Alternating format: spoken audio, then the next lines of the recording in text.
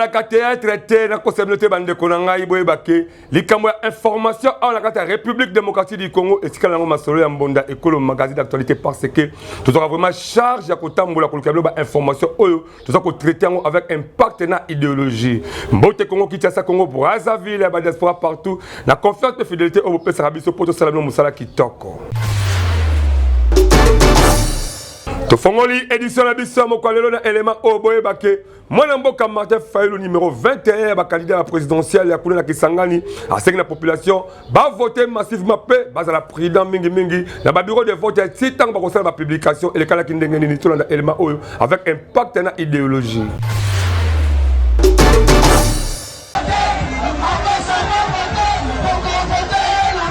Mwana Congo, bako sabinote depuis ba campagne et bandi surtout la présidentielle, ba vrai candidat nde baza koye balandenge baza kosala ba tourner na bango na territoire national mobimba. Bondi melanga ike les candidats à la présidentielle ya République démocratique du Congo mwana mboka Martin Fayulu numéro 21 a uti kosala mo bangela meeting mokolo ya dimanche le 26 novembre na Kisangani kuna mingi na province ya Chopo. Fayulu asengi na ba oyaye bakende ko voter massivement pe bazala vigilant na ba bureau de vote pe na mystique ya fourmi baye bako appliquer article 64 de la constitution soki vote na bango epesi mabe par force ya koyeba ezake président NCD mwana mboka Martin Fayulu aza toujours ko continuer masolo na kitoko kuna pe aza ko solo kitoko la population ya ba ville lokola Butana Iziro kaka ndenge aza ko sala ben partout azali koleka Bondi melanga ke Martin Fayulu aza ko frapper régime en place ya mwana mboka Félix Tshisekedi kutu alobike soki kaka akomi président boye bake misala na sécurité e kozala kitoko mais ya kitoko ezake na graba ndu fief na ye boye bake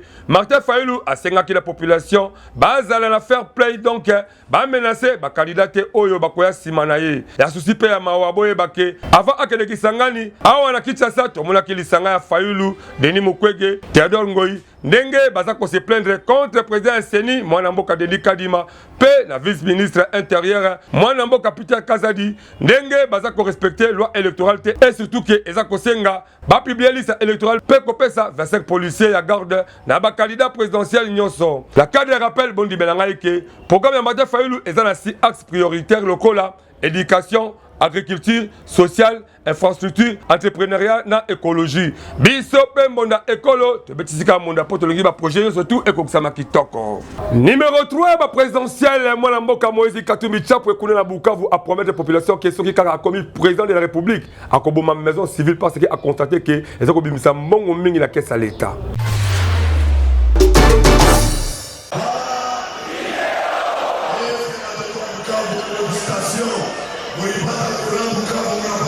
Ndeko na ngai ya Congo tika na yebisa yo ke jusque là course présidentielle ezako kende na ndenge moko ya aventure te surtout entre trois candidats makasi entre autres Félix Tshisekedi Tshilombo, Martin Fayulu Madidi pe Moïse Katumbi Tshapwe. Na oyo etali numéro 3 mwana mboka Moïse Katumbi Tshapwe bondi melanga ike atako ku constitutionnel andimeli ke azana ye na droit ya kozala président de la République malgré des pères et des mères mingi na likambo oyo etali nationalité et surtout que azala kana nationalité moko douteuse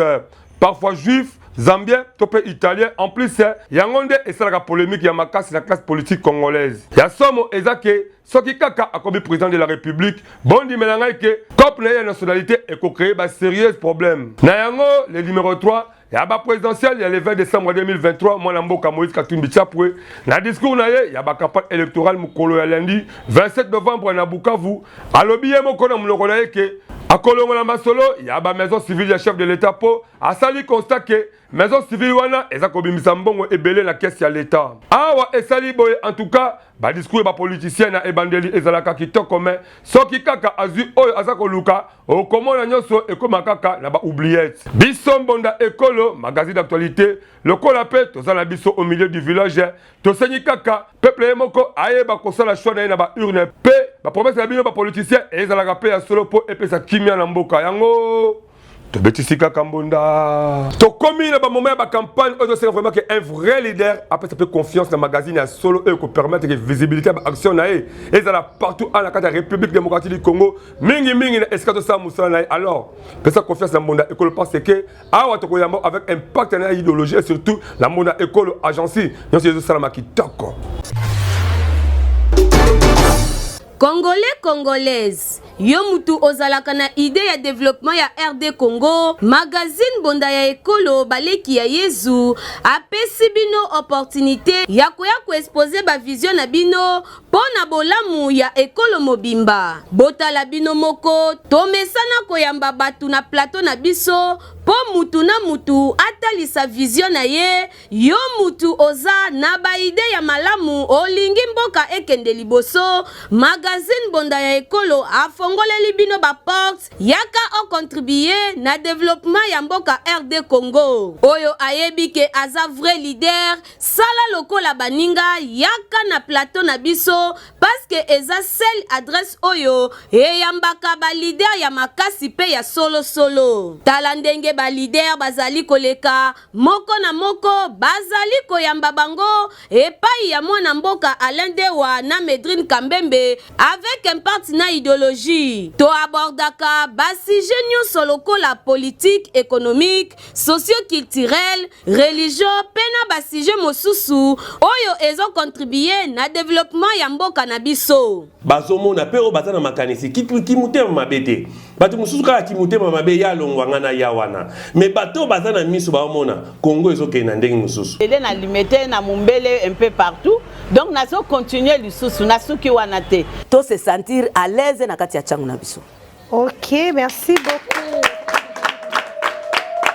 Ndenge kaka bozali komona bango pe bazali ba leader oyo bandimi ko participer na développement ya ba quartier commune pour que mboka ekende liboso. Na bino pe ba leader oyo boza kolanda biso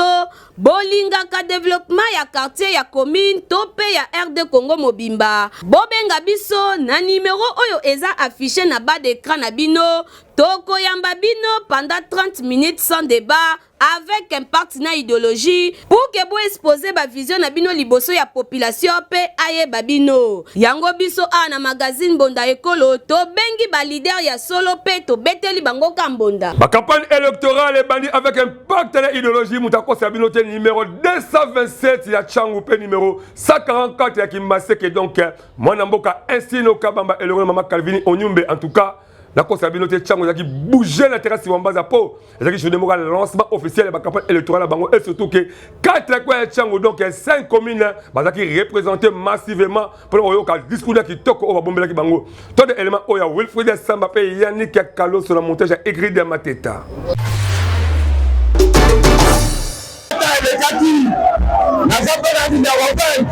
Nekolanga Congo.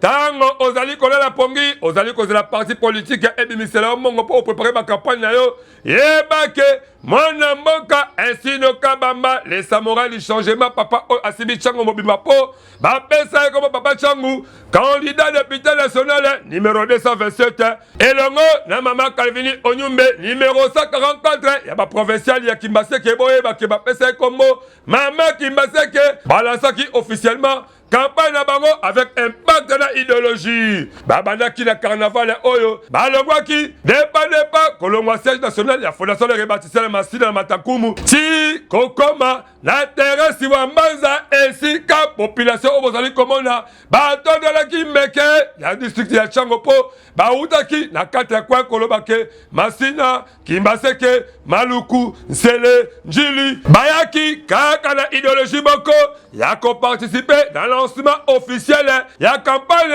ya mwana mboka ainsi le kabamba numéro 227 baki selaye les samouraïs du changement papa Changupo azali les seuls leaders oyo akaki Changu mobimba pe ya mama Calvini Onyumbe provincial ya Kimbaseke numéro 144 tala ebele batu oyo bino moko boyoka discours nini oyo mwana mboka ainsi le kabamba elongo mama Calvini Onyumbe ndenge nini babetsaki mbonda Sangwema sangwema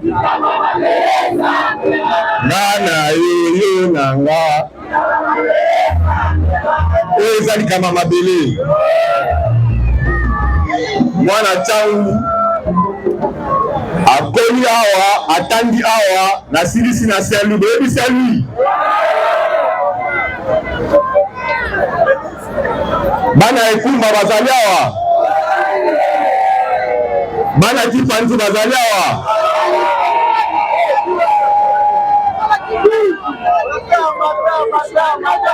bana sali bazali awa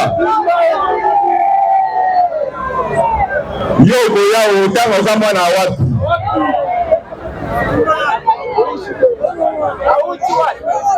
na mawa wana na susi ndenge balobaka mwana atikaka epa na bango te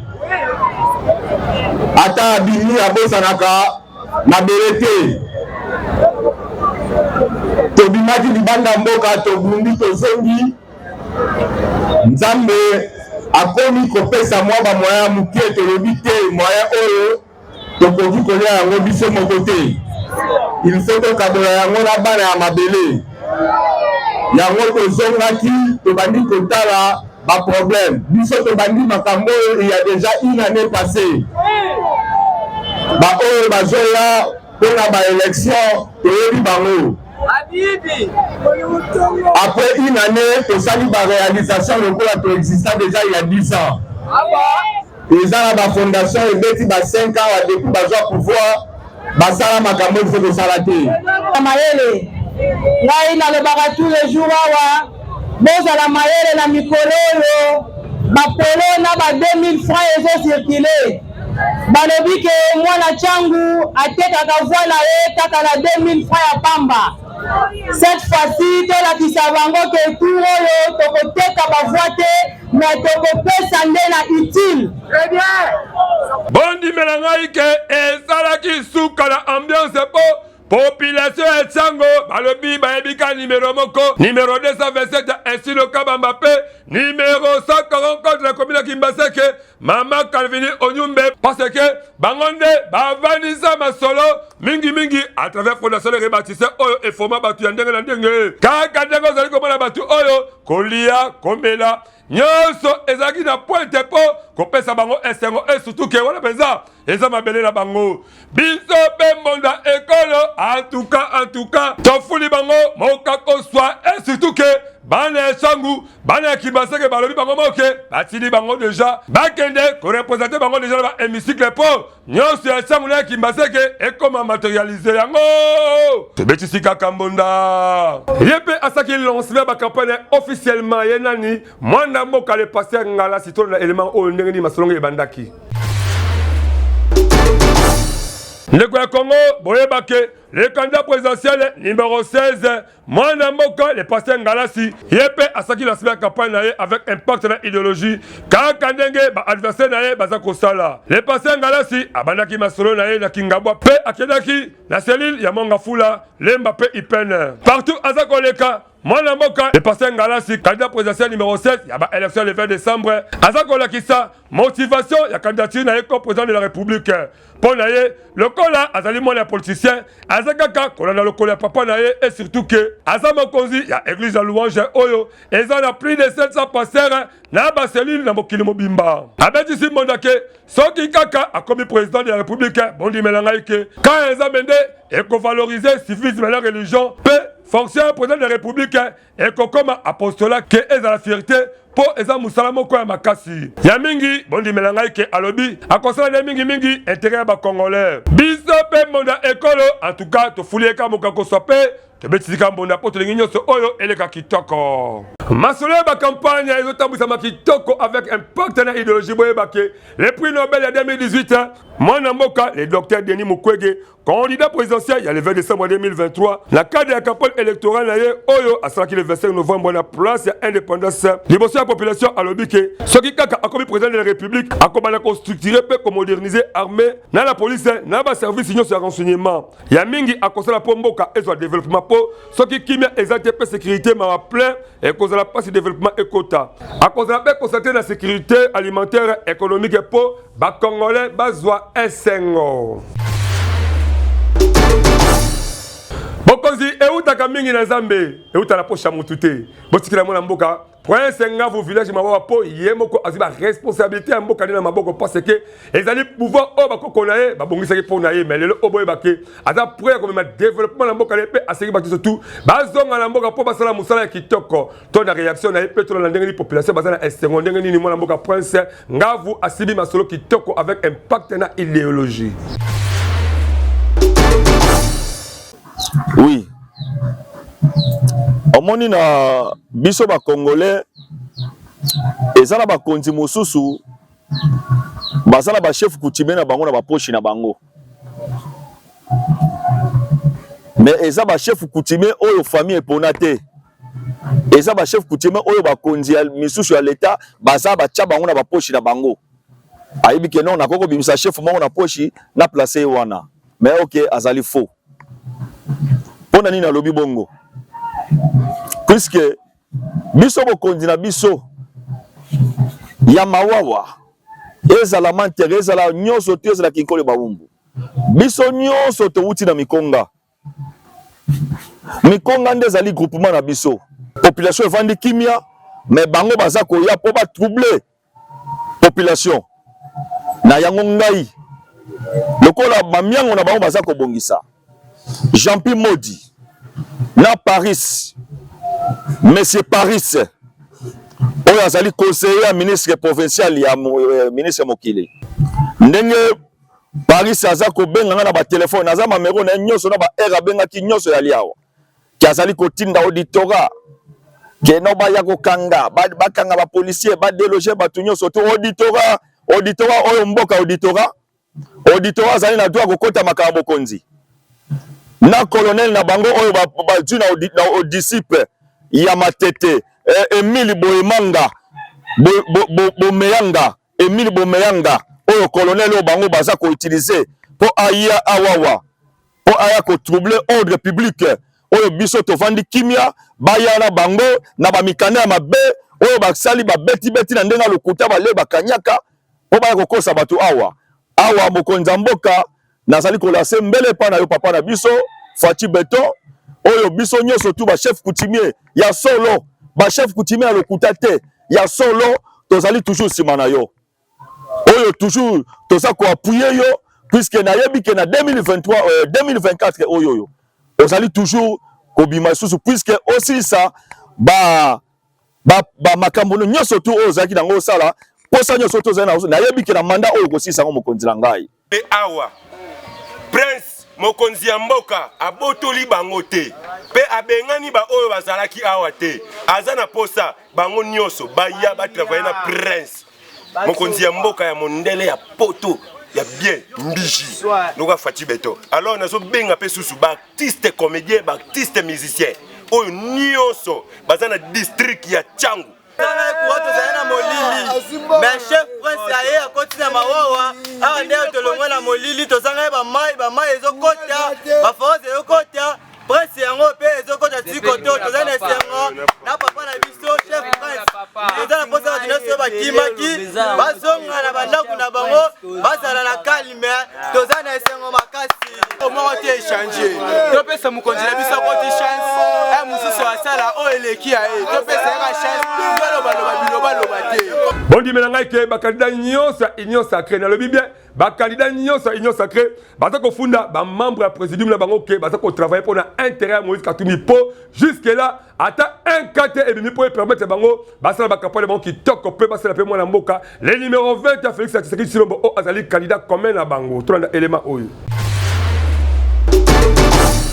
ndeko ya Congo boyebake ekomi kolumba solo ya mabe makasi bokotuna ngai nini ba candidat député national provincial pe municipal ya union sacrée de la nation baza komona neti kaka suka na yombo pe confusion ekoti bango kutu basali mobange na lettre oyo bakomeli le chef de l'état Félix Tshisekedi Tshilombo yambingi baza ko réclamer financement ya ba campagne kutu na misiga fourmi batimbeli ke ba membre ya présidium ya union sacrée de la nation baza ko préparer victoire ya Moïse Katumbi Chapwe pe échec ya mwana mboka Félix Tshisekedi ba comprendre que ba dinosaure politique oyo donc ba poilu oyo union sacrée mingi ya présidium babimisi ata mbongo moko te même balogistique oyo ekopermettre basala bakampagne na bango kitoko pe ya candidat commun na bango mwana mboka Félix Tshilombo Tshisekedi. Mafia oyo eza kosalema esindi bakandidat basoupçonne ke je moko ya mabe oyo eza kobetama po masolo ezala nde elonga ya mwana mboka Moïse Katumbi Chapwe pe Tshisekedi akoya makale kale kaka ndenge bakomi na lettre oyo ya kowangana pe eza te po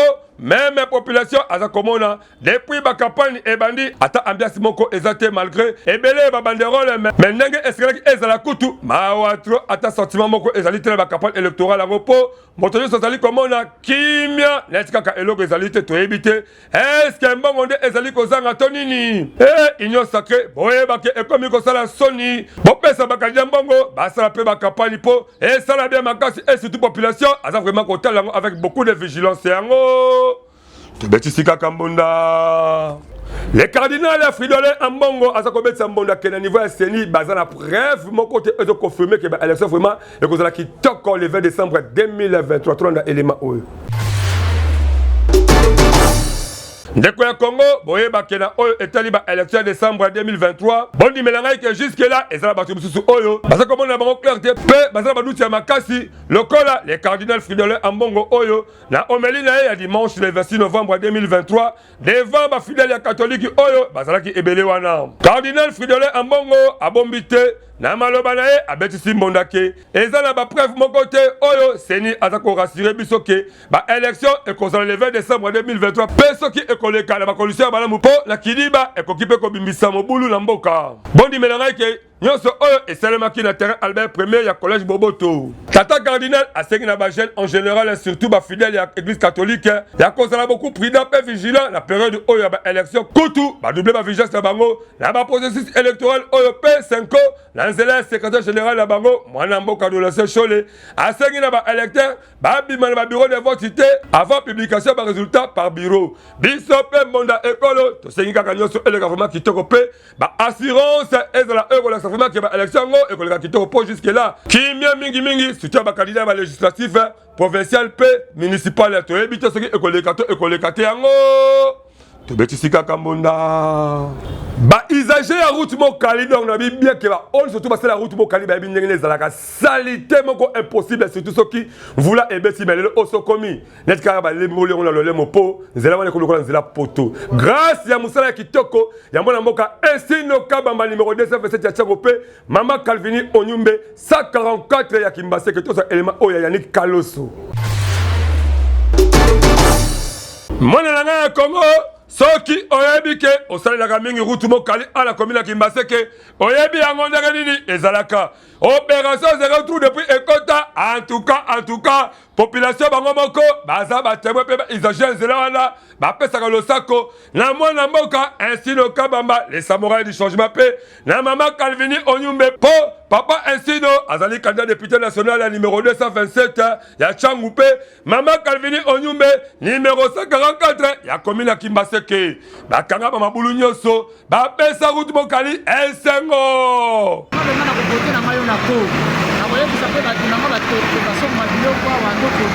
numéro ngo vraiment na sepele makasi bomona kaye yo 227 donc azaya biso mais lelo oyo boyebake poto eleka ya mingi na zela oyo mais tellement que bami pesa na motema boko balobi ke bango bakoki jamais kotika ba usager ezela wana bamona pasi bakotisaki tracteur ekomboli elemboli kaka ndenge balembolaka na lolemo nzela ya lola po ekoba kitoko bino moko boyoka ba oyo bazalaki na événement wana ndenge nini babetaki mbonda bokali yeboko obote yanga bokali yawa epide bobote boka bozazela kaka yenga yesola baba misala kitoka boye moto akosa yo te il faut ozala kaka Estino Kabamba les samouraïs du changement candidat député national ya Tchangu numéro 227 na lobi nini numéro 227 oyo azali ko concrétiser vision chère ya mwana mboka Félix Tshisekedi Tshilombo pe na Mama Calvini Onyumbe 144 ya Kimbase de manière que population ya Tchango na ya Kimbase ke bazwa esengo yo oyo liko ya koto en tout cas suka kuna po okoyoka soni kutu mingi déjà bakimi po bayoki po basoni po misala oyo il faut zalaka bango yango biso tobetisika kambonda tolanda bafait de société oyo mwana mboka Egride Mateta abongiseli biso elongo na mwana mboka Disol.